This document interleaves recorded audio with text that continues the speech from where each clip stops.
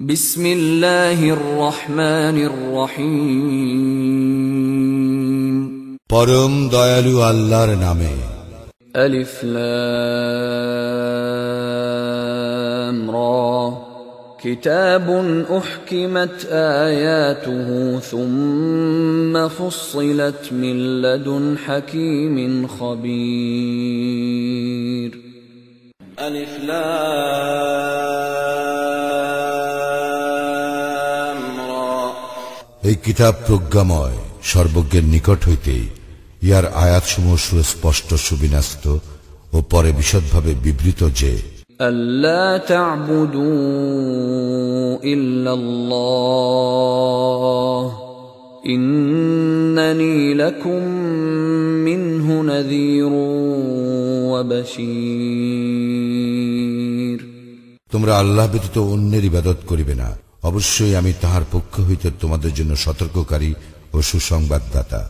وَأَنِ اسْتَغْفِرُوا رَبَّكُمْ ثُمَّ تُوبُوا إِلَيْهِ يُمَتِّعْكُمْ مَتَاعًا حَسَنًا إِلَى أَجَلٍ مُّسَمًّى وَيُؤْتِ كُلَّ ذِي فَضْلٍ فَضْلَهُ وَإِن تَوَلَّوْا فَإِنِّي أَخَافُ عَلَيْكُمْ عَذَابَ يَوْمٍ كَبِيرٍ।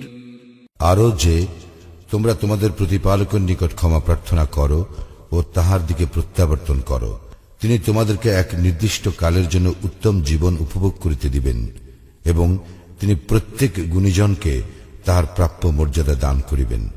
যদি তোমরা মুখ ফিরিয়ে নাও, তবে আমি তোমাদের জন্য আশঙ্কা করি মহাদিবসের শাস্তির। ইলাল্লাহি মারজিউকুম ওয়া হুয়া আলা কুল্লি শাইইন কাদির। আল্লাহর নিকটেই তোমাদের প্রত্যাবর্তন এবং তিনি সর্ববিষয়ে সর্বশক্তিমান। আলা ইন্নাহুম ইয়াসনুনা সুদুরহুম লিয়াস্তাখফু মিনহু ألا حين يستغشون ثيابهم يعلم ما يسرون وما يعلنون إنه عليم بذات الصدور। সাবধান, নিশ্চয়ই উহারা তাহার নিকট গোপন রাখিবার জন্য উহাদের বক্ষ দ্বিভাঁজ করে। সাবধান, উহারা যখন নিজেদেরকে বস্ত্রে আচ্ছাদিত করে, তখন উহারা যাহা গোপন করে ও প্রকাশ করে তিনি তাহা জানেন। অন্তরে যাহা আছে নিশ্চয়ই তিনি তাহা সবিশেষ অবহিত। ওয়ামা মিন দাব্বাতিন ফিল আরদি ইল্লা আলাল্লাহি রিজকুহা ওয়া ইয়ালামু মুস্তাকাররাহা ওয়া মুস্তাওদাআহা কুল্লুন ফি কিতাবিম মুবিন। ভূপৃষ্ঠে বিচরণকারী সকলের জীবিকার দায়িত্ব আল্লাহরই। তিনি উহাদের স্থায়ী ও অস্থায়ী অবস্থিতি সম্বন্ধে অবহিত। সুস্পষ্ট কিতাবে সবকিছুই আছে।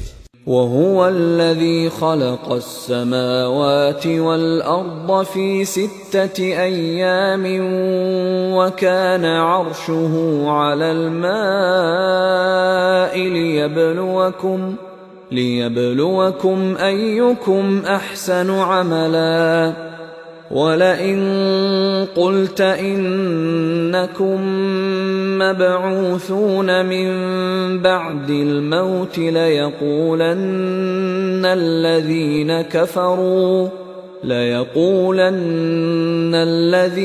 كفروا إن هذا إلا سحر مبين।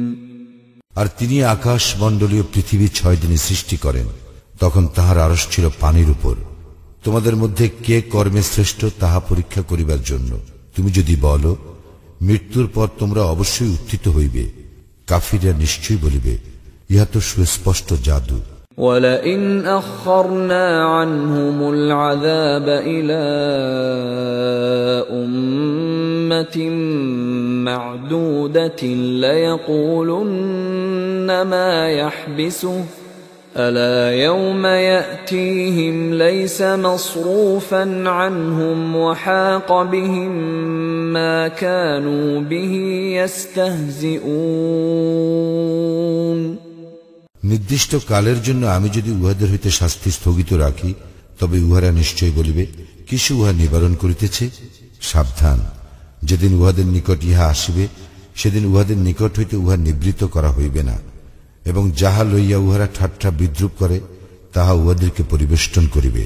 وَلَئِنْ أَذَقْنَا الْإِنسَانَ مِنَّا رَحْمَةً ثُمَّ نَزَعْنَاهَا مِنْهُ إِنَّهُ لَيَئُوسٌ كَفُورٌ যদি আমি মানুষকে আমার নিকট হইতে অনুগ্রহ আস্বাদন করাই ও পরে তাহার নিকট হইতে উহা প্রত্যাহার করি, তখন সে অবশ্যই হতাশ ও অকৃতজ্ঞ হইবে।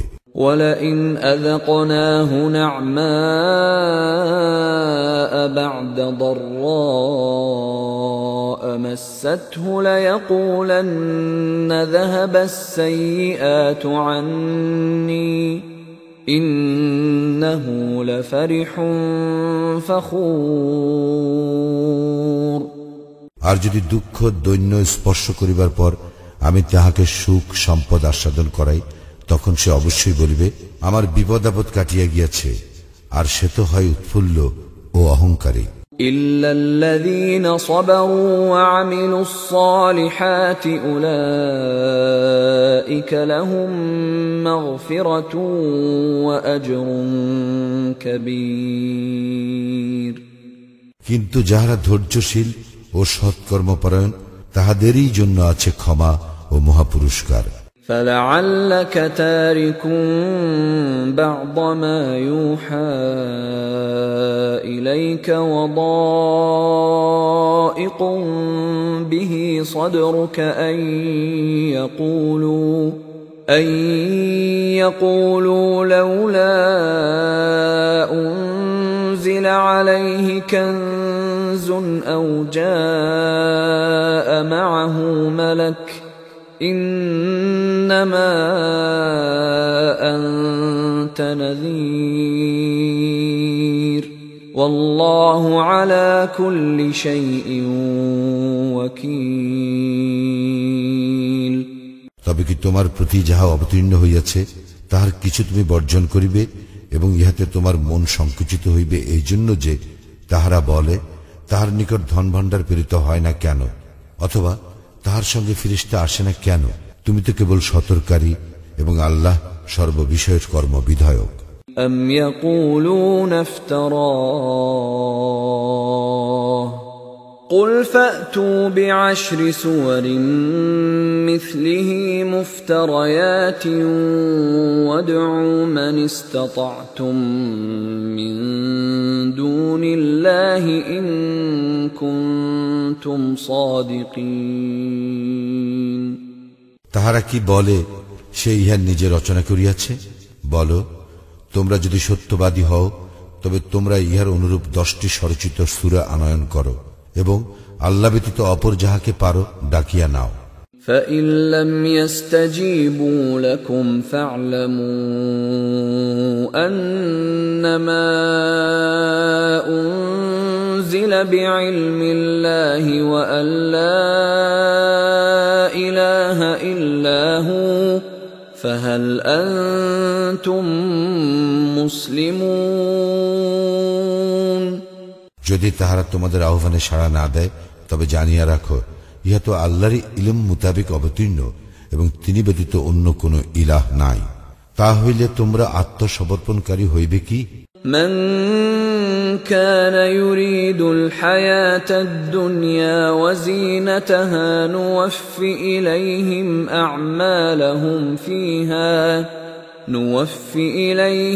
أعمالهم فيها وهم فيها لا يبخسون যে কেউ পার্থিব জীবন ও উহার শোভা কামনা করে, দুনিয়ায় আমি উহাদের কর্মের পূর্ণ ফল দান করি এবং সেখানে তাহাদেরকে কম দেওয়া হইবে না। উলাইকা আল্লাযীনা লাইসা লাহুম ফিল আখিরাতি ইল্লান নার ওয়া হাবিতা মা সানাউ ফিহা ওয়া বাতিলুম মা কানু ইয়ামালুন। উহাদের জন্য আখিরাতে দোজখ ব্যতীত অন্য কিছু নাই এবং উহারা যাহা করে আখিরাতে তাহা নিষ্ফল হইবে এবং উহারা যাহা করিয়া থাকে তাহা নিরর্থক। أفمن كان على بينة من ربه ويتلوه شاهد منه ومن قبله كتاب موسى إماما ورحمة أولئك يؤمنون به ومن يكفر به من الأحزاب فالنار موعده فلا تك في مرية منه إنه الحق من ربك ولكن أكثر الناس لا يؤمنون। তাহারা কি উহাদের সমতুল্য যাহারা প্রতিষ্ঠিত উহাদের প্রতিপালক প্রেরিত স্পষ্ট প্রমাণের উপর, যাহার অনুসরণ করে তাহার প্রেরিত সাক্ষী এবং যাহার পূর্বে ছিল মূসার কিতাব আদর্শ ও অনুগ্রহ স্বরূপ, উহারাই ইহাতে বিশ্বাসী। অন্যান্য দলের যাহারা ইহাকে অস্বীকার করে দোজখই তাহাদের প্রতিশ্রুত স্থান। সুতরাং তুমি ইহাতে সন্দিগ্ধ হইও না, ইহা তো তোমার প্রতিপালক প্রেরিত সত্য, কিন্তু অধিকাংশ মানুষ বিশ্বাস করে না। ومن أظلم ممن افترى على الله كذبا أولئك يعرضون على ربهم ويقول الأشهاد هؤلاء الذين كذبوا على ربهم ألا لعنة الله على الظالمين। যাহারা আল্লাহ সম্বন্ধে মিথ্যা রচনা করে তাহাদের অপেক্ষা অধিক জালিম আর কে? উহাদেরকে উপস্থিত করা হইবে উহাদের প্রতিপালকের সম্মুখে এবং সাক্ষীগণ বলিবে, ইহারাই ইহাদের প্রতিপালকের বিরুদ্ধে মিথ্যা আরোপ করিয়াছিল। সাবধান, আল্লাহর লানত জালিমদের উপর। الذين يصدون عن سبيل الله ويبغونها عوجا وهم بالآخرة هم كافرون। যাহারা আল্লাহর পথে বাধা দেয় এবং উহাতে বক্রতা অনুসন্ধান করে এবং ইহারাই আখিরাত প্রত্যাখ্যান করে। أولئك لم يكونوا معجزين في الأرض وما كان لهم من دون الله من أولياء يضاعف لهم العذاب ما كانوا يستطيعون السمع وما كانوا يبصرون। উহারা পৃথিবীতে আল্লাহকে অপারগ করিতে পারিত না এবং আল্লাহ ব্যতীত উহাদের অপর কোন অভিভাবক ছিল না। উহাদের শাস্তি দ্বিগুণ করা হইবে। উহাদের শুনিবার সামর্থ্য ছিল না এবং উহারা দেখিতও না। উলাইকা আল্লাযীনা খাসিরু আনফুসাহুম ওয়া দাল্লা আনহুম মা কানু ইফতারুন। উহারা নিজেদেরই ক্ষতি করিল এবং উহারা যে অলিক কল্পনা করিত তাহা উহাদের নিকট হইতে উধাও হইয়া গেল। লা জারামা আন্নাহুম ফিল আখিরাতি হুমুল আখসারুন। নিঃসন্দেহে উহারা আখিরাতে সর্বাধিক ক্ষতিগ্রস্ত। ইন্নাল্লাযীনা আমানু ওয়া আমিলুস সালিহাতি ওয়া আখবাতু ইলা রাব্বিহিম উলাইকা আসহাবুল জান্নাহ হুম ফিহা খালিদুন। যাহারা মুমিন, সৎকর্মপরায়ণ এবং তাহাদের প্রতিপালকের প্রতি বিনয় অবনত, তাহারাই জান্নাতের অধিবাসী, সেখানে তাহারা স্থায়ী হইবে। مثل الفريقين كالأعمى والأصم والبصير والسميع هل يستويان مثلا أفلا تذكرون দল দুটির উপমা অন্ধ ও বধিরের এবং চক্ষুষ্মান ও শ্রবণ শক্তি সম্পন্নের ন্যায়। তুলনায় এই দুই কি সমান? তবু কি তোমরা শিক্ষা গ্রহণ করিবে না? وَلَقَدْ أَرْسَلْنَا نُوحًا إِلَى قَوْمِهِ إِنِّي لَكُمْ نَذِيرٌ مُبِينٌ আমি তো নূহকে তাহার সম্প্রদায়ের নিকট পাঠাইয়াছিলাম, সে বলিয়াছিল, আমি অবশ্যই তোমাদের জন্য প্রকাশ্য সতর্ককারী। أَلَّا تَعْبُدُوا إِلَّا اللَّهَ إِنِّي أَخَافُ عَلَيْكُمْ عَذَابَ يَوْمٍ أَلِيمٍ যেন তোমরা আল্লাহ ব্যতীত অপর কিছুর ইবাদত না করো, আমি তো তোমাদের জন্য এক মর্মন্তুদ দিবসের শাস্তি আশঙ্কা করি। فقال الملأ الذين كفروا من قومه ما نراك إلا بشرا مثلنا وما نراك اتبعك إلا الذين هم أراذلنا بادي الرأي وما نرى لكم علينا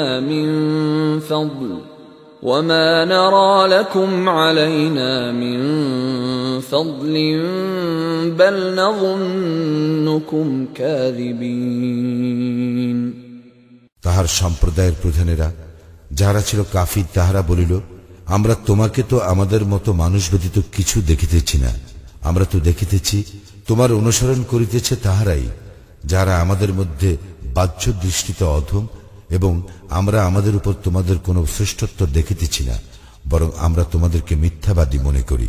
قال يا قوم أرأيتم إن كنت على بينة من ربي وآتاني رحمة من عنده فعميت عليكم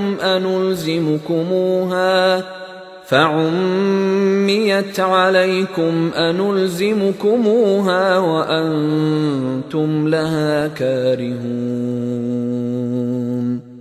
সে বলিল, হে আমার সম্প্রদায়, তোমরা আমাকে বলো, আমি যদি আমার প্রতিপালক প্রেরিত স্পষ্ট নিদর্শনে প্রতিষ্ঠিত থাকি এবং তিনি যদি আমাকে তাহার নিজ অনুগ্রহ হইতে দান করিয়া থাকেন, আর ইহা তোমাদের নিকট গোপন রাখা হইয়াছে, আমি কি এই বিষয়ে তোমাদেরকে বাধ্য করিতে পারি যখন তোমরা ইহা অপছন্দ করো?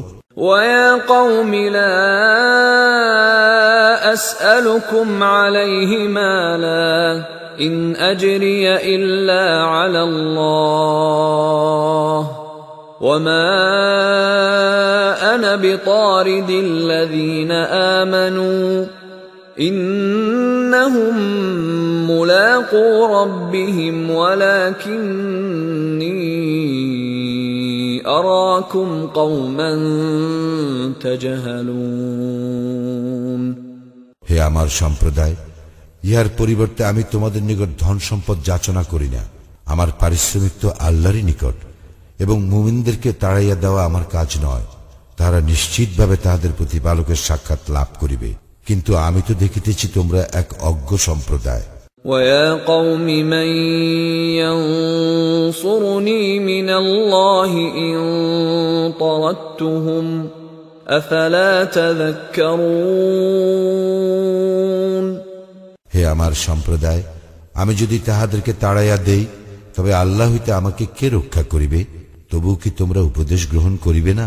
وَلَا أَقُولُ لَكُمْ عِنْدِي خَزَائِنُ اللَّهِ وَلَا أَعْلَمُ الْغَيْبَ وَلَا أَقُولُ إِنِّي مَلَكٌ وَلَا أَقُولُ لِلَّذِينَ تَزْدَرِي أَعْيُنُكُمْ لَنْ يُؤْتِيَهُمُ اللَّهُ خَيْرًا الله أعلم بما في أنفسهم إني إذا لمن الظالمين তোমাদেরকে বলি না আমার নিকট আল্লাহর ধনভাণ্ডার আছে, আর না অদৃশ্যের সম্বন্ধে আমি অবগত, এবং আমি ইহও বলি না যে আমি ফিরিস্তা। তোমাদের দৃষ্টিতে যাহারা হেয় তাহাদের সম্বন্ধে আমি বলি না যে আল্লাহ তাহাদেরকে কখনোই মঙ্গল দান করিবেন না। তাহাদের অন্তরে যাহা আছে তাহা আল্লাহ সম্যক অবগত। তাহা হইলে আমি অবশ্যই জালিমদের অন্তর্ভুক্ত হইব। قالوا يا نوح قد جادلتنا فأكثرت جدالنا فأتنا بما تعدنا إن كنت من الصادقين। তাহারা বলিল, হে নূহ, তুমি তো আমাদের সঙ্গে বিতণ্ডা করিয়াছ, তুমি বিতণ্ডা করিয়াছ আমাদের সঙ্গে অতিমাত্রায়। সুতরাং তুমি সত্যবাদী হইলে আমাদেরকে যাহার ভয় দেখাইতেছ তাহা আনয়ন করো। قال إنما يأتيكم به الله إن شاء وما أنتم بمعجزين। সে বলিল, ইচ্ছা করিলে আল্লাহই উহা তোমাদের নিকট উপস্থিত করিবেন এবং তোমরা উহা ব্যর্থ করিতে পারিবে না। ولا ينفعكم نصحي إن أردت أن أنصح لكم إن كان الله يريد أن يغويكم هو ربكم وإليه ترجعون। আমি তোমাদেরকে উপদেশ দিতে চাইলেও আমার উপদেশ তোমাদের উপকারে আসিবে না, যদি আল্লাহ তোমাদেরকে বিভ্রান্ত করিতে চান। তিনিই তোমাদের প্রতিপালক এবং তাহারই নিকট তোমাদের প্রত্যাবর্তন। أم يقولون افتراه قل إن افتريته فعلي إجرامي وأنا بريء مما تجرمون। তাহারা কি বলে যে সে ইহা রচনা করিয়াছে? বলো, আমি যদি ইহা রচনা করিয়া থাকি তবে আমি আমার অপরাধের জন্য দায়ী হইব। তোমরা যে অপরাধ করিতেছ তা হইতে আমি দায়মুক্ত। وأوحي إلى نوح أنه لن يؤمن من قومك إلا من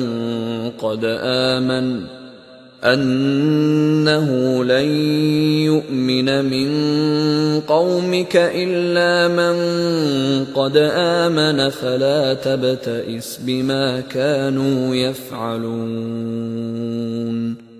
নূহের প্রতি প্রত্যাদেশ হইয়াছিল, যাহারা ঈমান আনিয়াছে তাহারা ব্যতীত তোমার সম্প্রদায়ের অন্য কেহ কখনো ঈমান আনিবে না। সুতরাং তাহারা যাহা করে তর জন্য তুমি দুঃখিত হইও না।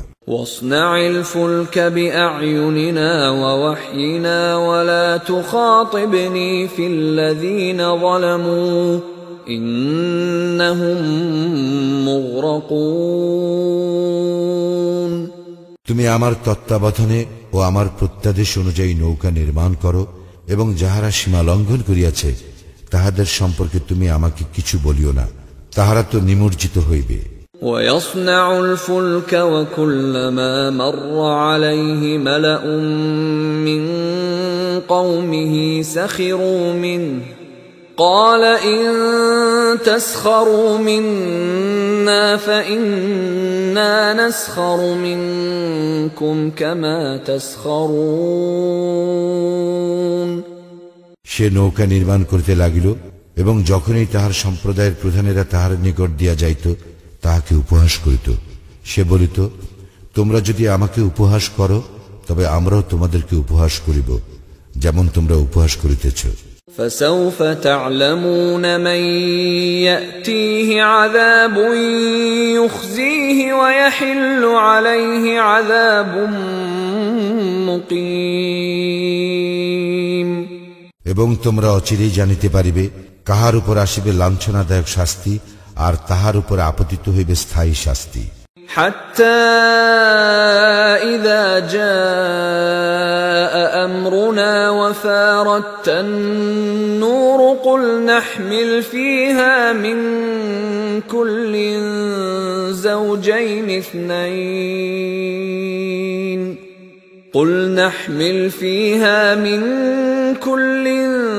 زوجين اثنين وأهلك إلا من سبق عليه القول وما آمن معه إلا قليل। অবশেষে যখন আমার আদেশ আসিল এবং উনুন উথলিয়া উঠিল, আমি বলিলাম, ইহাতে উঠাইয়া নাও প্রত্যেক শ্রেণীর যুগলের দুইটি, যাহাদের বিরুদ্ধে পূর্ব সিদ্ধান্ত হইয়াছে, তাহারা ব্যতীত তোমার পরিবার পরিজনকে, এবং যাহারা ঈমান আনিয়াছে তাহাদেরকে। তাহার সঙ্গে ঈমান আনিয়াছিল অল্প কয়েকজন। وقال اركبوا فيها بسم الله مجريها ومرساها إن ربي لغفور رحيم। সে বলিল, ইহাতে আরোহণ করো, আল্লাহর নামে ইহার গতি ও স্থিতি, আমার প্রতিপালক অবশ্যই ক্ষমাশীল, পরম দয়ালু। وهي تجري بهم في موج كالجبال ونادى نوح ابنه وكان في معزل يا بني اركب معنا ولا تكن مع الكافرين। পর্বত প্রমাণ তরঙ্গের মধ্যে ইহা তাহাদেরকে লইয়া বহিয়া চলিল। নূহ তাহার পুত্রকে, যে পৃথক ছিল, আহ্বান করিয়া বলিল, হে আমার পুত্র, আমাদের সঙ্গে আরোহণ করো এবং কাফিরদের সঙ্গী হইও না। قال سآوي إلى جبل يعصمني من الماء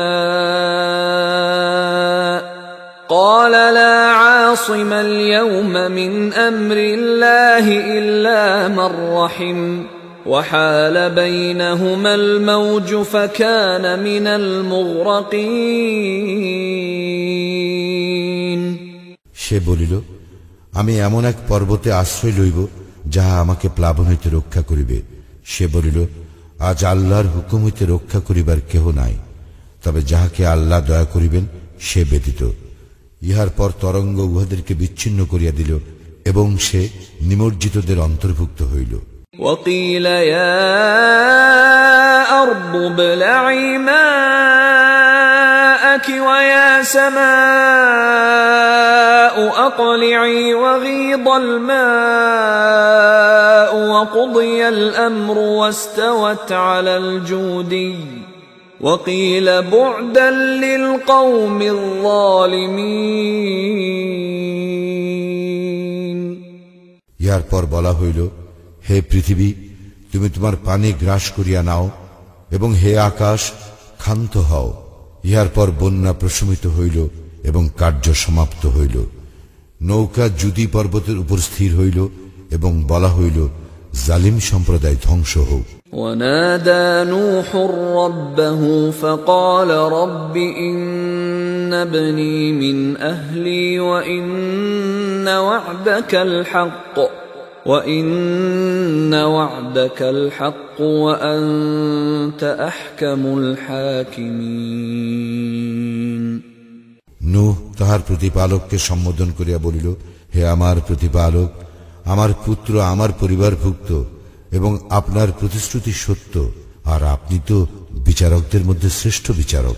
قال يا نوح إنه ليس من أهلك إنه عمل غير صالح فلا تسألني ما ليس لك به علم إني أعظك أن تكون من الجاهلين। তিনি বলিলেন, হে নূহ, সে তো তোমার পরিবারভুক্ত নয়, সে অবশ্যই অসৎকর্মপরায়ণ। সুতরাং যে বিষয়ে তোমার জ্ঞান নাই সে বিষয়ে আমাকে অনুরোধ করিও না। আমি তোমাকে উপদেশ দিতেছি, তুমি যেন অজ্ঞদের অন্তর্ভুক্ত না হও। قال رب إني أعوذ بك أن أسألك ما ليس لي به علم وإلا تغفر لي وترحمني أكن من الخاسرين। সে বলিল, হে আমার প্রতিপালক, যে বিষয়ে আমার জ্ঞান নাই সে বিষয়ে যাহাতে আপনাকে অনুরোধ না করি, এই জন্য আমি আপনার শরণ লইতেছি। আপনি যদি আমাকে ক্ষমা না করেন এবং আমাকে দয়া না করেন, তবে আমি ক্ষতিগ্রস্তদের অন্তর্ভুক্ত হইব। قيل يا نوح اهبط بسلام منا وبركات عليك وعلى ممن معك وأمم سنمتعهم ثم يمسهم منا عذاب أليم বলা হইল, হে নূহ, অবতরণ করা আমার পক্ষ হইতে শান্তি ও কল্যাণ সহ, এবং তোমার প্রতি ও যে সমস্ত সম্প্রদায় তোমার সঙ্গে আছে তাহাদের প্রতি। অপর সম্প্রদায় সমূহকে আমি জীবন উপভোগ করিতে দিব, পরে আমা হইতে মর্মন্তুর শাস্তি উহাদেরকে স্পর্শ করিবে। تلك من أنباء الغيب نوحيها إليك ما كنت تعلمها أنت ولا قومك من قبل هذا فاصبر إن العاقبة للمتقين এই সমস্ত অদৃশ্য লোকের সংবাদ আমি তোমাকে ওহী দ্বারা অবহিত করিতেছি, যাহা ইহার পূর্বে তুমি জানিতে না এবং তোমার সম্প্রদায়ও জানিত না। সুতরাং ধৈর্য ধারণ করো, শুভ পরিণাম মুত্তাকীদেরই জন্য। وإلى عاد أخاهم هودا قال يا قوم اعبدوا الله ما لكم من إله غيره إن أنتم إلا مفترون আদ জাতির নিকট উহাদের ভ্রাতা হুদকে পাঠাইয়াছিলাম। সে বলিয়াছিল, হে আমার সম্প্রদায়, তোমরা আল্লাহর ইবাদত করো, তিনি ব্যতীত তোমাদের অন্য কোনো ইলাহ নাই, তোমরা তো কেবল মিথ্যা রচনাকারী। يا قوم لا أسألكم عليه أجرا إن أجري إلا على الذي فطرني أفلا تعقلون হে আমার সম্প্রদায়, আমি ইহার পরিবর্তে তোমাদের নিকট পারিশ্রমিক যাচনা করি না। আমার পারিশ্রমিক আছে তাহারই নিকট, যিনি আমাকে সৃষ্টি করিয়াছেন। তোমরা কি তবু অনুধাবন করিবে না? ويا قوم استغفروا ربكم ثم توبوا إليه يرسل السماء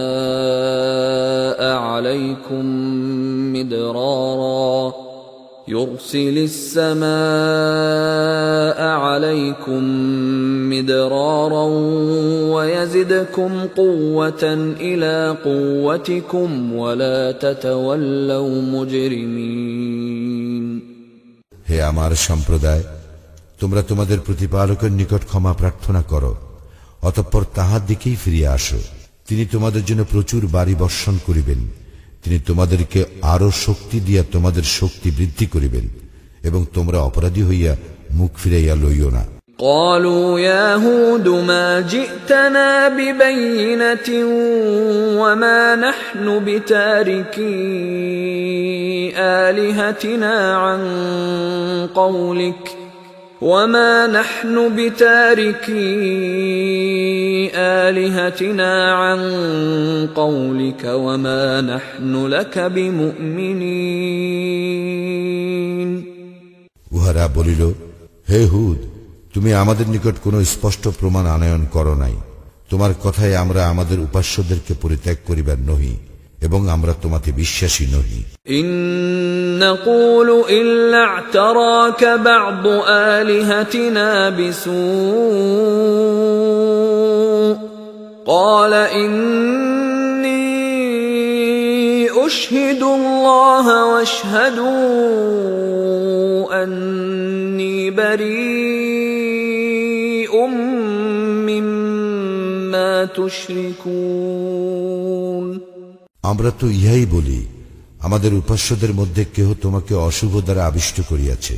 সে বলিল, আমি তো আল্লাহকে সাক্ষী করিতেছি এবং তোমরাও সাক্ষী হও, নিশ্চয়ই আমি তাহা হইতে মুক্ত যাহাকে তোমরা আল্লাহর শরীক করো। من دونه فكيدوني جميعا ثم لا تنظرون আল্লাহ ব্যতীত তোমরা সকলে আমার বিরুদ্ধে ষড়যন্ত্র করো, অতঃপর আমাকে অবকাশ দিও না। إني توكلت على الله ربي وربكم ما من دابة إلا هو آخذ بناصيتها إن ربي على صراط مستقيم আমি নির্ভর করি আমার ও তোমাদের প্রতিপালক আল্লাহর উপর। এমন কোন জীবজন্তু নাই যে তাহার পূর্ণ আয়ত্তাধীন নয়। নিশ্চয় আমার প্রতিপালক আছেন সরল পথে। فإن تولوا فقد أبلغتكم ما أرسلت به إليكم ويستخلف ربي قوما غيركم ولا تضرونه شيئا إن ربي على كل شيء حفيظ অতঃপর তোমরা মুখ ফিরাইয়া লইল, আমি যাহা সহ তোমাদের নিকট প্রেরিত হইয়াছি আমি তো তাহা তোমাদের নিকট পৌঁছাইয়া দিয়াছি, এবং আমার প্রতিপালক তোমাদের হইতে ভিন্ন কোন সম্প্রদায়কে তোমাদের স্থলাভিষিক্ত করিবেন এবং তোমরা তাহার কোনো ক্ষতি সাধন করিতে পারিবে না। নিশ্চয়ই আমার প্রতিপালক সমস্ত কিছু রক্ষণাবেক্ষণকারী। ولما جاء أمرنا نجينا هودا والذين آمنوا معه برحمة منا ونجيناهم من عذاب غليظ এবং যখন আমার নির্দেশ আসিল তখন আমি হুদ ও তাহার সঙ্গে যাহারা ঈমান আনিয়াছিল তাহাদেরকে আমার অনুগ্রহে রক্ষা করিলাম এবং রক্ষা করিলাম তাহাদেরকে কঠিন শাস্তি হইতে। وتلك عاد جحدوا بآيات ربهم وعصوا رسله واتبعوا أمر كل جبار عنيد এই আদ জাতি তাহাদের প্রতিপালকের নিদর্শন অস্বীকার করিয়াছিল এবং অমান্য করিয়াছিল তাহার রাসূলগণকে, এবং উহারা প্রত্যেক উদ্ধত স্বৈরাচারের নির্দেশ অনুসরণ করিয়াছিল। وَأُتْبِعُوا فِي هَذِهِ الدُّنْيَا لَعْنَةً وَيَوْمَ الْقِيَامَةِ أَلَا إِنَّ عَادًا كَفَرُوا رَبَّهُمْ أَلَا بُعْدًا لِعَادٍ قَوْمِ هُودٍ এই দুনিয়ায় উহাদেরকে করা হইয়াছিল লানতগ্রস্ত, এবং লানতগ্রস্ত হইবে উহারা কিয়ামতের দিনও। জানিয়া রাখো, আদ সম্প্রদায় তো তাহাদের প্রতিপালককে অস্বীকার করিয়াছিল। জানিয়া রাখো, ধ্বংসই হইল পরিণাম আদের, যাহারা হুদের সম্প্রদায়। وَإِلَى ثَمُودَ أَخَاهُمْ صَالِحًا قَالَ يَا قَوْمِ اعْبُدُوا اللَّهَ مَا لَكُمْ مِنْ إِلَٰهٍ غَيْرُهُ هُوَ أَنشَأَكُم مِّنَ الْأَرْضِ وَاسْتَعْمَرَكُمْ فِيهَا فَاسْتَغْفِرُوهُ ثُمَّ تُوبُوا إِلَيْهِ إِنَّ رَبِّي قَرِيبٌ مُجِيبٌ আমি সামুদ জাতির নিকট তাহাদের ভ্রাতা সালিহকে পাঠাইয়াছিলাম।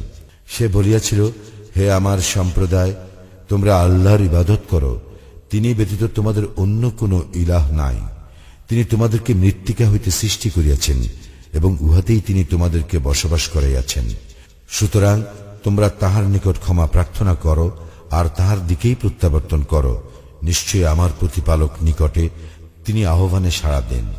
قالوا يا صالح قد كنت فينا مرجوا قبل هذا أتنهانا أن نعبد ما يعبد آباؤنا وإننا في شك مما تدعونا إليه مريب তাহারা বলিল, হে সালি, ইহার পূর্বে তুমি ছিলে আমাদের আশাস্থল।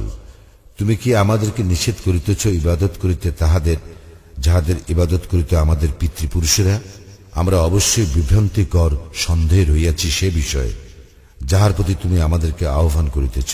قال يا قوم أرأيتم إن كنت على بينة من ربي وآتاني منه رحمة فمن ينصرني من الله إن عصيته فما تزيدونني غير تخسير সে বলিল, হে আমার সম্প্রদায়, তোমরা কি ভাবিয়া দেখেছ, আমি যদি আমার প্রতিপালক প্রেরিত স্পষ্ট প্রমাণে প্রতিষ্ঠিত হইয়া থাকি এবং তিনি যদি আমাকে তাহার নিজ অনুগ্রহ দান করিয়া থাকেন, তবে আল্লাহর শাস্তি হইতে আমাকে কে রক্ষা করিবে? আমি যদি তাহার অবাধ্যতা করি, সুতরাং তোমরা তো কেবল আমার ক্ষতিই বাড়াইয়া দিতেছ। وَيَا قَوْمِ هَذِهِ نَاقَةُ اللَّهِ لَكُمْ آيَةً فَذَرُوهَا تَأْكُلْ فِي أَرْضِ اللَّهِ وَلَا تَمَسُّوهَا بِسُوءٍ فَيَأْخُذَكُمْ عَذَابٌ قَرِيبٌ হে আমার সম্প্রদায়, ইহা আল্লাহরই উষ্টি, তোমাদের জন্য নিদর্শন স্বরূপ। ইহাকে আল্লাহর জমিতে চড়িয়া খাইতে দাও, ইহাকে কোনো কষ্ট দিও না, কষ্ট দিলে আশু শাস্তি তোমাদের উপর আপতিত হইবে। فعقروها فقال تمتعوا في داركم 3 أيام ذلك وعد غير مكذوب কিন্তু উহারা উহাকে বধ করিল। অতঃপর সে বলিল, তোমরা তোমাদের গৃহে 3 দিন জীবন উপভোগ করিয়া নাও, ইহা একটি প্রতিশ্রুতি যা মিথ্যা হইবার নয়। فلما جاء أمرنا نجينا صالحا والذين آمنوا معه برحمة منا ومن خزي يومئذ إن ربك هو القوي العزيز যখন আমার নির্দেশ আসিল, তখন আমি সালিহ ও তাহার সঙ্গে যাহারা ঈমান আনিয়াছিল তাহাদেরকে আমার অনুগ্রহে রক্ষা করিলাম এবং রক্ষা করিলাম সেই দিনের লাঞ্ছনা হইতে। তোমার প্রতিপালক তো মহাশক্তিমান, পরাক্রমশালী। وأخذ الذين ظلموا الصيحة فأصبحوا في ديارهم جاثمين অতঃপর যাহারা সীমা লঙ্ঘন করিয়াছিল, মহানাদ তাহাদেরকে আঘাত করিল, ফলে উহারা নিজ নিজ গৃহে নতজানু অবস্থায় শেষ হইয়া গেল। كأن لم يغنوا فيها ألا إن ثمود كفروا ربهم ألا بعدا لثمود যেন তাহারা সেখানে কখনো বসবাস করে নাই। জানিয়া রাখো, সামুদ সম্প্রদায় তো তাহাদের প্রতিপালককে অস্বীকার করিয়াছিল। জানিয়া রাখো, ধ্বংসই হইল সামুদ সম্প্রদায়ের পরিণাম। ولقد جاءت رسلنا إبراهيم بالبشرى قالوا سلاما قال سلام فما لبث أن جاء بعجل حنيذ আমার ফেরেশতাগণ তো সুসংবাদ লইয়া ইব্রাহিমের নিকট আসিল। তাহারা বলিল, সালাম। সেও বলিল, সালাম। সে অবিলম্বে এক কাবাবকৃত গোবৎস লইয়া আসিল। فلما رأى أيديهم لا تصل إليه نكرهم وأوجس منهم خيفة قالوا لا تخف إنا أرسلنا إلى قوم لوط সে যখন দেখিল তাহাদের হস্ত উহার দিকে প্রসারিত হইতেছে না, তখন তাহাদেরকে অবাঞ্ছিত মনে করিল এবং তাহাদের সম্বন্ধে তাহার মনে ভীতি সঞ্চার হইল। তাহারা বলিল, ভয় করিও না, আমরা তো লূতের সম্প্রদায়ের প্রতি প্রেরিত হইয়াছি। وامرأته قائمة فضحكت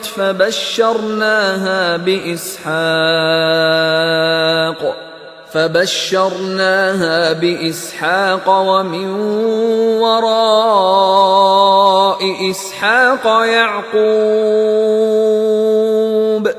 আর তাহার স্ত্রী দণ্ডায়মান এবং সে হাসিয়া ফেলিল। অতঃপর আমি তাহাকে ইসহাকের ও ইসহাকের পরবর্তী ইয়াকুবের সুসংবাদ দিলাম। قالت يا ويلتى أألد وأنا عجوز وهذا بعلي شيخا إن هذا لشيء عجيب। সে বলিল, কি আশ্চর্য, সন্তানের জননী হইব আমি যখন আমি বৃদ্ধা এবং এই আমার স্বামী বৃদ্ধ। ইহা অবশ্যই এক অদ্ভুত ব্যাপার। قالوا أتعجبين من أمر الله رحمة الله وبركاته عليكم أهل البيت إنه حميد مجيد। তাহারা বলিল, আল্লাহর কাজে তুমি বিস্ময় বোধ করিতেছ? হে পরিবারবর্গ, তোমাদের প্রতি রহিয়াছে আল্লাহর অনুগ্রহ ও কল্যাণ। তিনি তো প্রশংসার্হ ও সম্মানার্হ। فلما ذهب عن إبراهيم الروع وجاءته البشرى يجادلنا في قوم لوط। অতঃপর যখন ইব্রাহিমের ভীতি দূরীভূত হইল এবং তাহার নিকট সুসংবাদ আসিল, তখন সে লূতের সম্প্রদায়ের সম্বন্ধে আমার সঙ্গে বাদ অনুবাদ করিতে লাগিল। ইন্না ইব্রাহিম লাহালিমুন আওয়াহুম মুনীব। ইব্রাহিম তো অবশ্যই সহনশীল, কোমল হৃদয়, সতত আল্লাহ অভিমুখী। ইয়া ইব্রাহিম আ'রিদ আন হাযা ইন্নাহু ক্বাদ জাআ আমরু রাব্বিক وَإِنَّهُمْ آتِيهِمْ عَذَابٌ غَيْرُ مَرْدُودٍ। হে ইব্রাহিম, ইহা হইতে বিরত হও, তোমার প্রতিপালকের বিধান আসিয়া পড়িয়াছে, উহাদের প্রতি তো আসিবে শাস্তি, যাহা অনিবার্য। وَلَمَّا جَاءَتْ رُسُلُنَا لُوطًا سِيءَ بِهِمْ وَضَاقَ بِهِمْ ذَرْعًا وَقَالَ هَذَا يَوْمٌ عَصِيبٌ।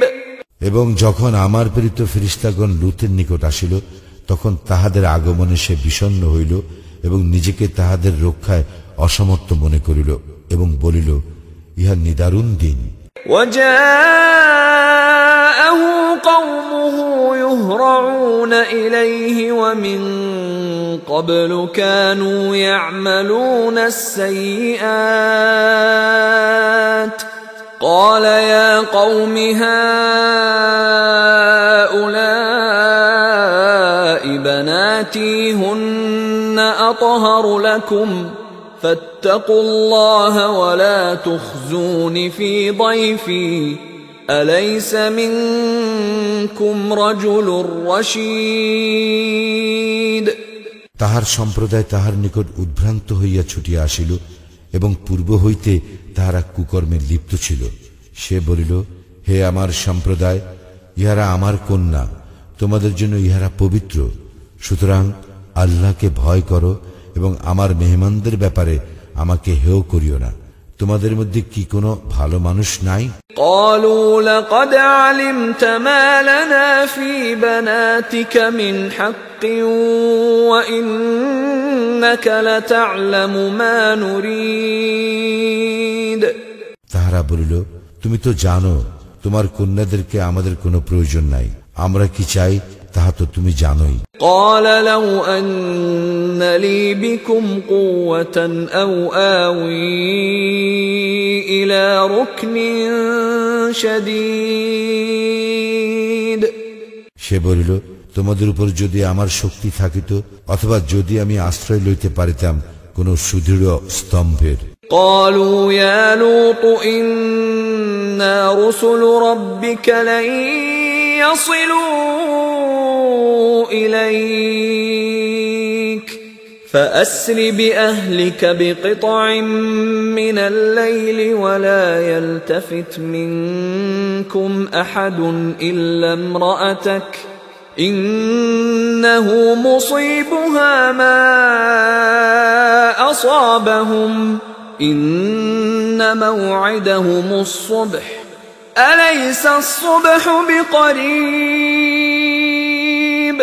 তাহারা বলিল, হে লূত, নিশ্চয়ই আমরা তোমার প্রতিপালক প্রেরিত ফেরেশতা, উহারা কখনোই তোমার নিকট পৌঁছিতে পারিবে না। সুতরাং তুমি রাত্রির কোনো এক সময়ে তোমার পরিবার বর্গ সহ বাহির হইয়া পড়ো, এবং তোমাদের মধ্যে কেহ পিছন দিকে তাকাইবে না তোমার স্ত্রী ব্যতীত। উহাদের যাহা ঘটিবে তাহারও তাহাই ঘটিবে। নিশ্চয়ই প্রভাত উহাদের জন্য নির্ধারিত কাল। প্রভাত কি নিকটবর্তী নয়? فلما جاء أمرنا جعلنا عاليها سافلها وأمطرنا عليها حجارة من سجيل منضود অতঃপর যখন আমার আদেশ আসিল, তখন আমি জনপদকে উল্টাইয়া দিলাম এবং উহাদের উপর ক্রমাগত বর্ষণ করিলাম প্রস্তর কঙ্কর। মুসাওয়ামাতান ইনদা রাব্বিক ওয়া মা হিয়া মিনাল যালিমিন বিবাঈদ,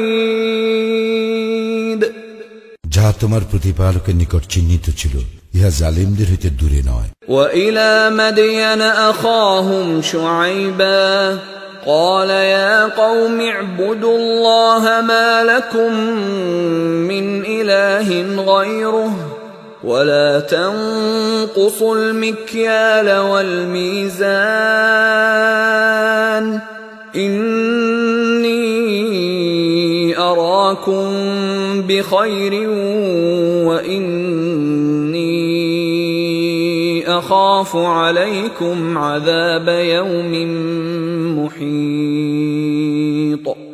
মাদায়েনবাসীদের নিকট তাহাদের ভ্রাতা শুআয়বকে আমি পাঠাইয়াছিলাম।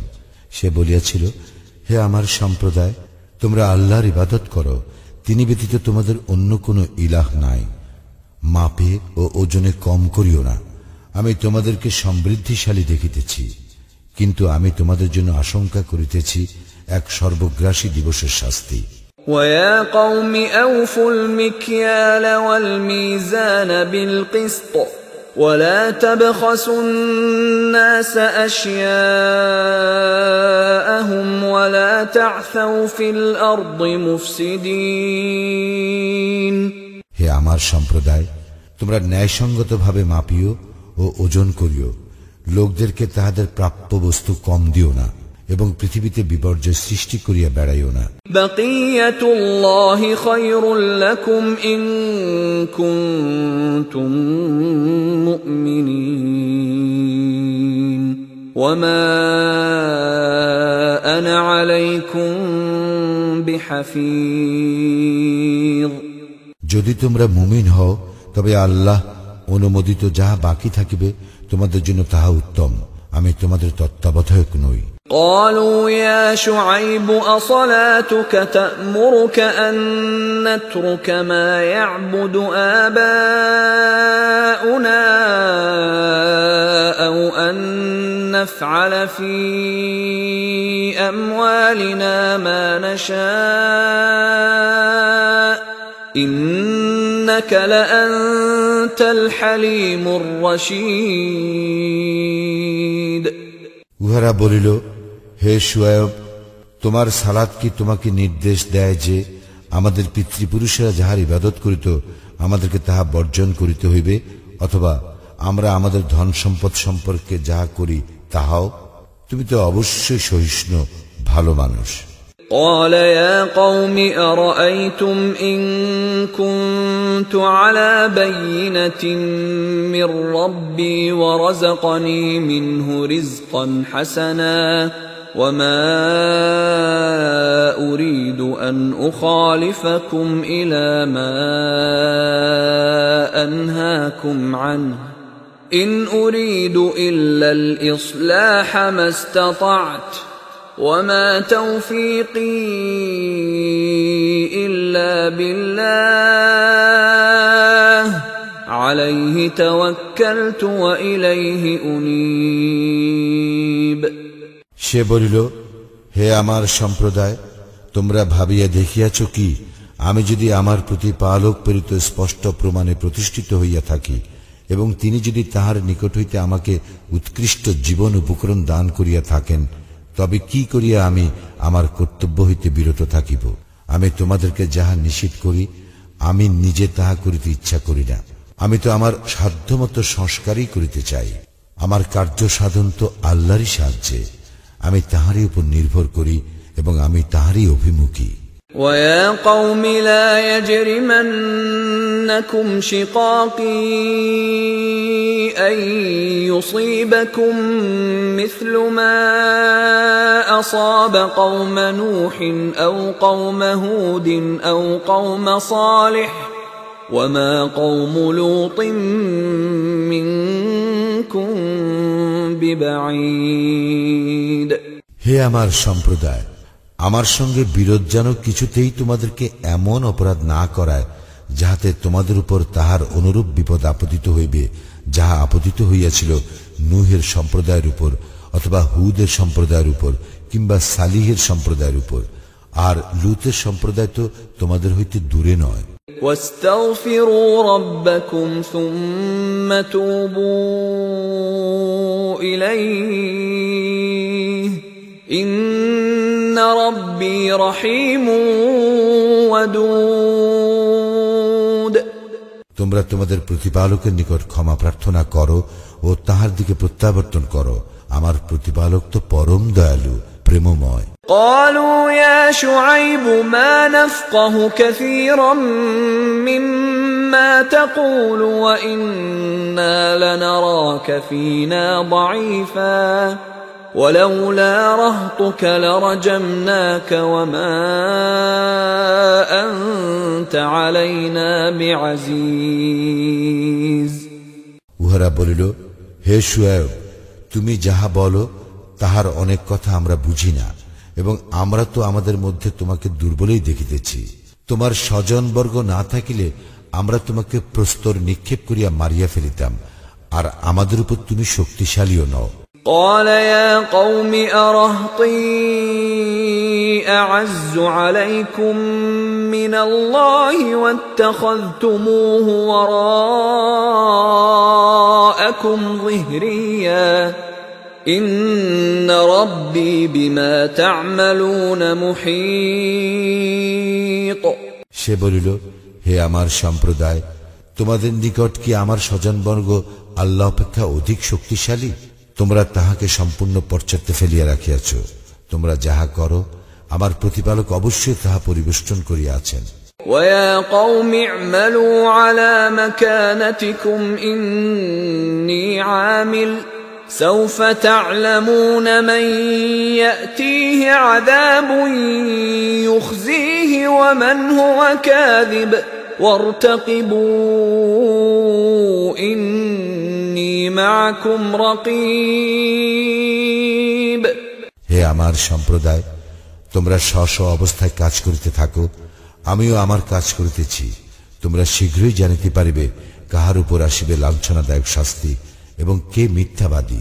সুতরাং তোমরা প্রতীক্ষা করো, আমিও তোমাদের সঙ্গে প্রতীক্ষা করিতেছি। ولما جاء أمرنا نجينا شعيبا والذين آمنوا معه برحمة منا وأخذت الذين ظلموا الصيحة فأصبحوا في ديارهم جاثمين যখন আমার নির্দেশ আসিল তখন আমি শুআয়ব ও তাহার সঙ্গে যাহারা ঈমান আনিয়াছিল তাহাদেরকে আমার অনুগ্রহে রক্ষা করিয়াছিলাম। অতঃপর যাহারা সীমা লঙ্ঘন করিয়াছিল মহানাদ তাহাদেরকে আঘাত করিল, ফলে উহারা নিজ নিজ গৃহে নত জানু অবস্থায় পড়িয়া রহিল। كأن لم يغنوا فيها ألا بعدا لمدين كما بعدت ثمود যেন তাহারা সেখানে কখনো বসবাস করে নাই।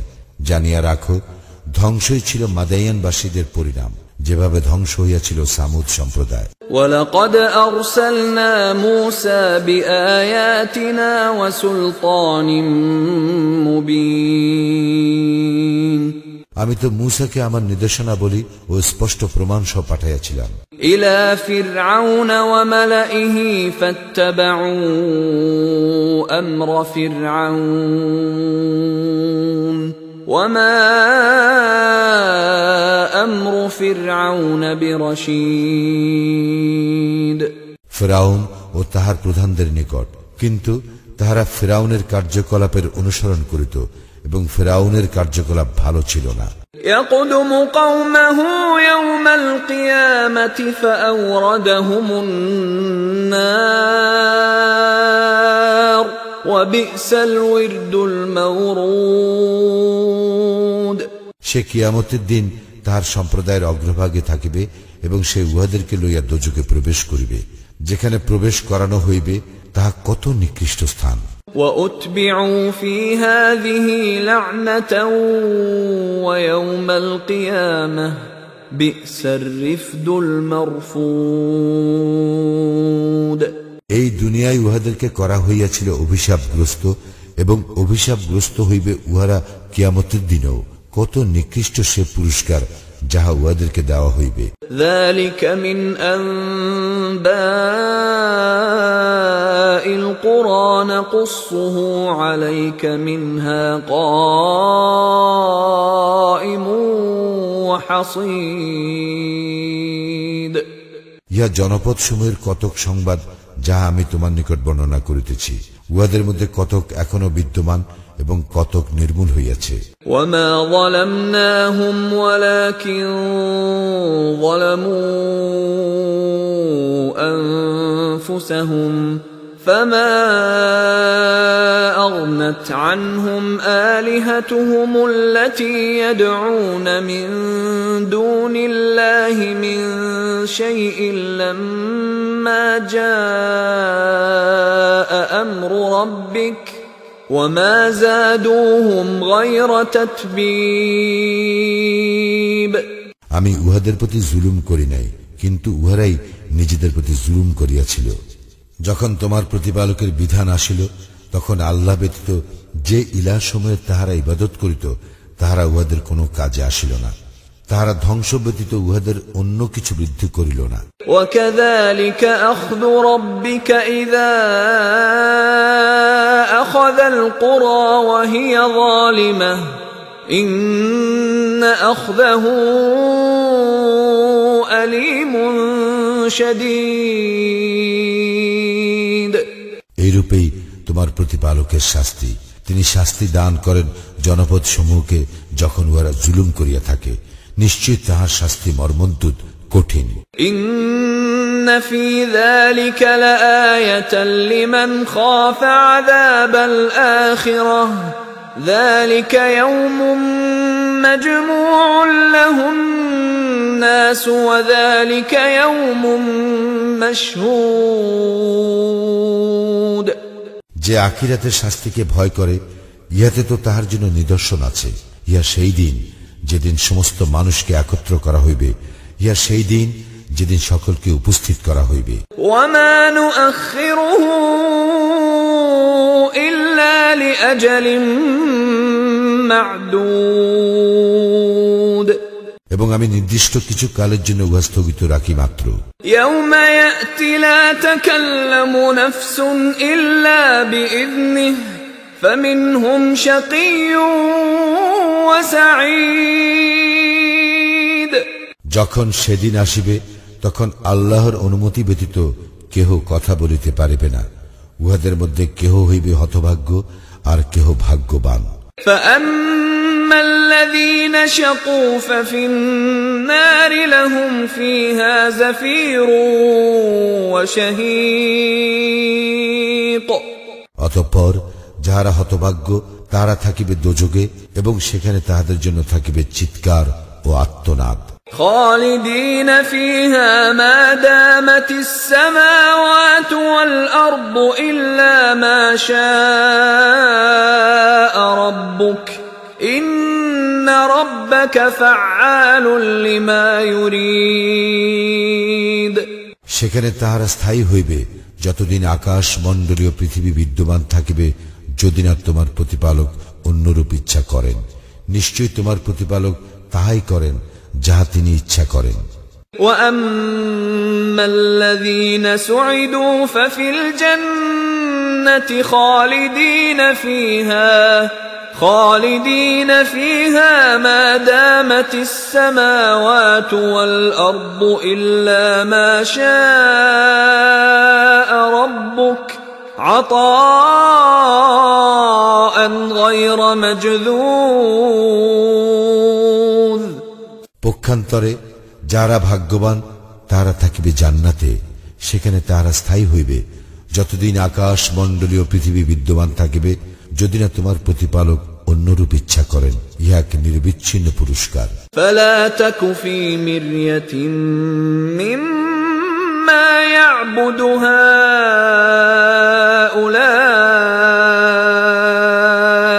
ما يعبدون إلا كما يعبد آباؤهم من قبل وَإِنَّا لَمُوَفُّوهُمْ نَصِيبَهُمْ غَيْرَ مَنْقُوصٍ সুতরাং উহারা যাহাদের ইবাদত করে তাহাদের সম্বন্ধে সংশয় থাকিও না। পূর্বে উহাদের পিতৃপুরুষেরা যাহাদের ইবাদত করিত উহারা তাহাদেরই ইবাদত করে। অবশ্যই আমি উহাদেরকে উহাদের প্রাপ্য পুরাপুরি দিব, কিছুমাত্র কম করিব না। وَلَقَدْ آتَيْنَا مُوسَى الْكِتَابَ فَاخْتُلِفَ فِيهِ وَلَوْلَا كَلِمَةٌ سَبَقَتْ مِنْ رَبِّكَ لَقُضِيَ بَيْنَهُمْ وَإِنَّهُمْ لَفِي شَكٍّ مِّنْهُ مُرِيبٍ নিশ্চয়ই আমি মূসাকে কিতাব দিয়াছিলাম, অতঃপর ইহাতে মতভেদ ঘটিয়াছিল। তোমার প্রতিপালকের পূর্ব সিদ্ধান্ত না থাকিলে উহাদের মীমাংসা হইয়া যাইত। উহারা অবশ্যই ইহার সম্বন্ধে বিভ্রান্তিকর সন্দেহ ছিল। وَإِنَّ كُلًّا لَّمَّا لَيُوَفِّيَنَّهُمْ رَبُّكَ أَعْمَالَهُمْ إِنَّهُ بِمَا يَعْمَلُونَ خَبِيرٌ যখন সময় আসিবে তখন অবশ্যই তোমার প্রতিপালক উহাদের প্রত্যেককে তাহার কর্মফল পুরাপুরি দিবেন। উহারা যাহা করে তিনি তো সে বিষয়ে সবিশেষ অবহিত। فاستقم كما أمرت ومن تاب معك ولا تطغوا إنه بما تعملون بصير সুতরাং তুমি যেভাবে আদিষ্ট হইয়াছ তাহাতে স্থির থাকো এবং তোমার সঙ্গে যাহারা ঈমান আনিয়াছে তাহারাও স্থির থাকুক এবং সীমা লঙ্ঘন করিও না। তোমরা যাহা করো নিশ্চয় তিনি তাহার সম্যক দ্রষ্টা। ولا تركنوا إلى الذين ظلموا فتمسكم النار وما لكم من دون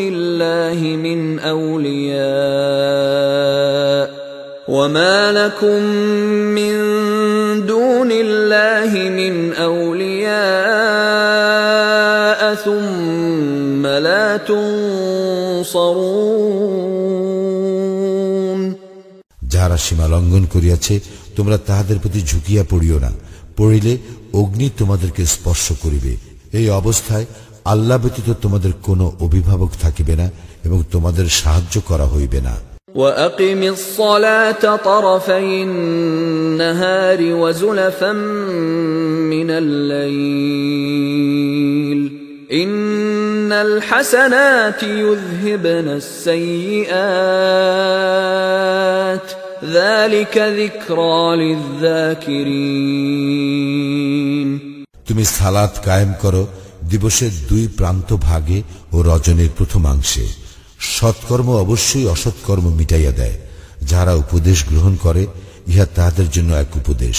واصبر فإن الله لا يضيع أجر المحسنين তুমি ধৈর্য ধারণ করো, কারণ নিশ্চয়ই আল্লাহ সৎকর্মপরায়ণদের শ্রমফল নষ্ট করেন না। فلولا كان من القرون من قبلكم أولو بقية ينهون عن الفساد في الأرض إلا قليلا ممن أنجينا منهم واتبع الذين ظلموا ما أترفوا فيه وكانوا مجرمين তোমাদের পূর্ব যুগে আমি যাহাদেরকে রক্ষা করিয়াছিলাম তাহাদের মধ্যে অল্প কতক ব্যতীত সজ্জন ছিল না, যাহারা পৃথিবীতে বিপর্যয় ঘটাইতে নিষেধ করিত।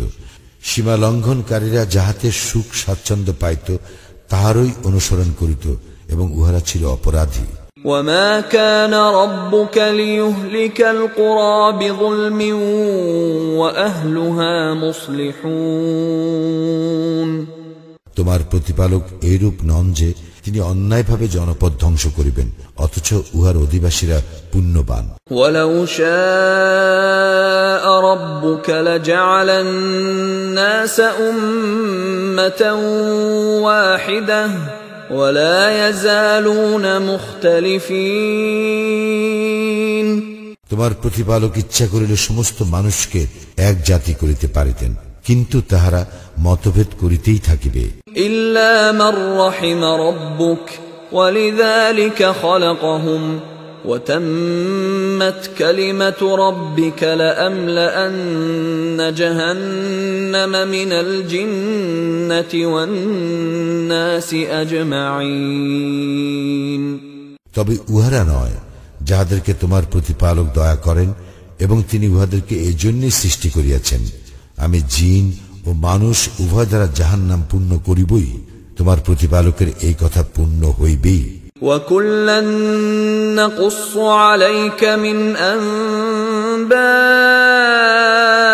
الرُّسُلِ مَا نُثَبِّتُ بِهِ فُؤَادَكَ وَجَاءَكَ فِي هَٰذِهِ الْحَقُّ وَمَوْعِظَةٌ وَذِكْرَىٰ لِلْمُؤْمِنِينَ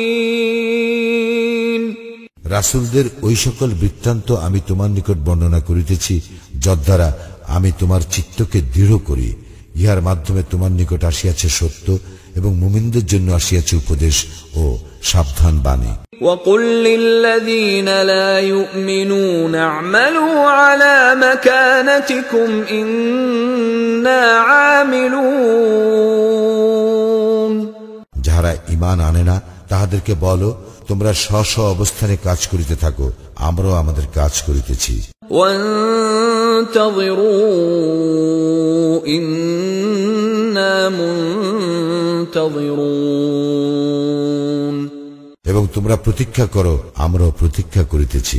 وَلِلَّهِ غَيْبُ السَّمَاوَاتِ وَالْأَرْضِ وَإِلَيْهِ يُرْجَعُ الْأَمْرُ كُلُّهُ فَاعْبُدْهُ وَتَوَكَّلْ عَلَيْهِ وَمَا رَبُّكَ بِغَافِلٍ عَمَّا تَعْمَلُونَ